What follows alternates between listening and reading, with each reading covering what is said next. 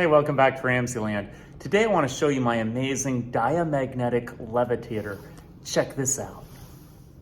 If you look closely, you'll see that the magnetic sphere is actually levitated. Isn't that amazing?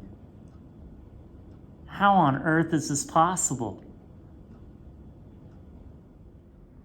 Although the ball is magnetic, the metal around it is actually bismuth, element 83, and bismuth is diamagnetic.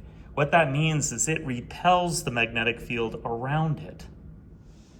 But that still doesn't fully explain how the ball levitates.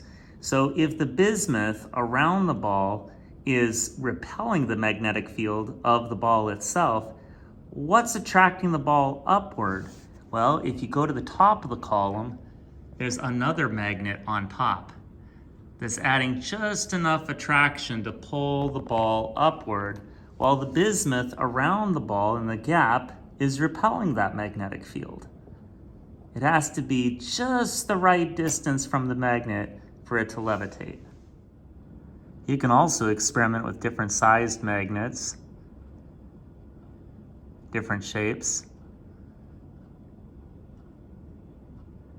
to see how they levitate.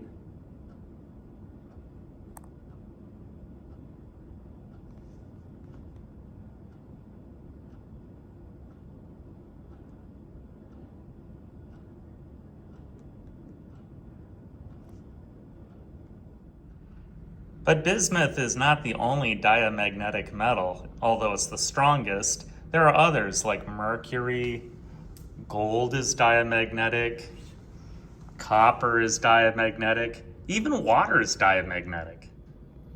Well, I hope you enjoyed today's edition of RamZland, and I'll see you next time.